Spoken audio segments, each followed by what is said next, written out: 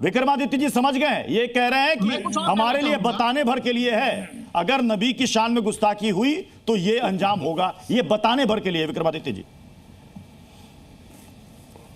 ये बता नहीं रहे हैं, ये खौफ ज़दा कर रहे हैं, ये खौफ ज़दा कर रहे हैं, और यही सर जगह लगाया जा रहा है। कानपुर में क्या हुआ, कानपुर में क्या हुआ, साफ साफ बोल गए जनाब, आप साफ साफ टीवी पे बोल के गए हैं कि ये नारा किताबी नारा नहीं है, केवल मजहब का मूल है, मजहब का मूल है, आपके मजहब का मूल है कि कोई बोलेगा तो उसकी गर्दन काट देंगे।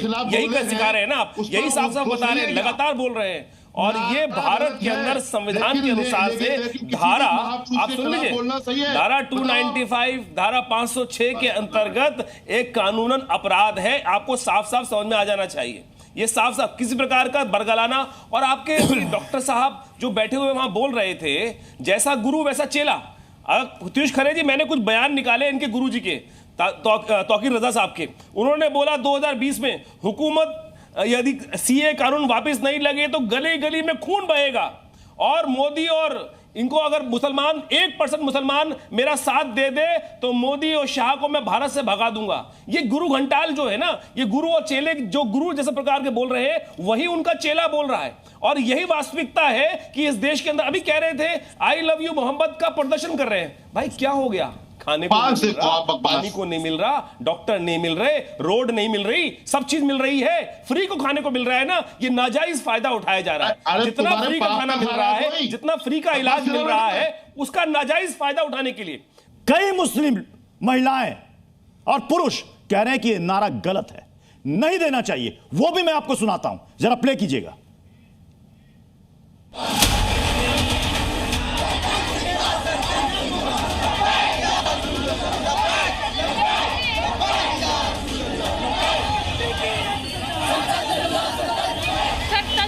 कभी नारा नहीं लगा है, ये गलत बात है।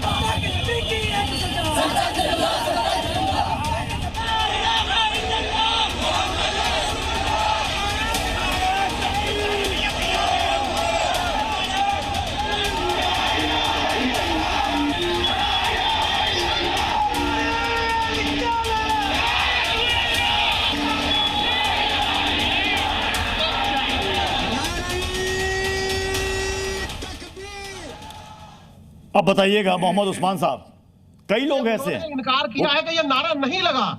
नहीं, वो कह रही है नारा नहीं लगा, और उसके नहीं, वो कह रही है नारा नहीं लगा, और ये भी उन्होंने कहा, कि ये नारा नहीं लगना चाहिए था।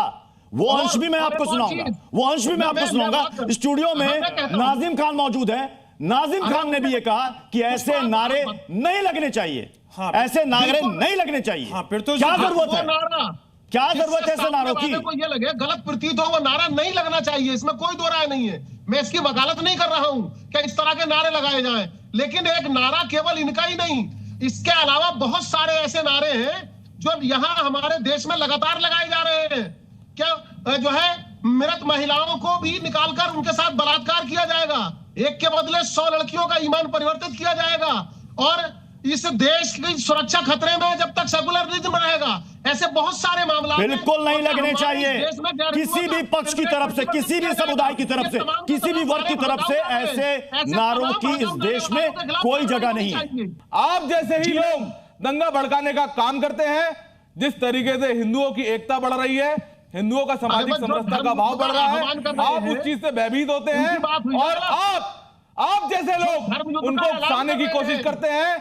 मुस्लिम बस्तियों में इस तरीके के नारे देना, इस तरीके की बातें बोलना।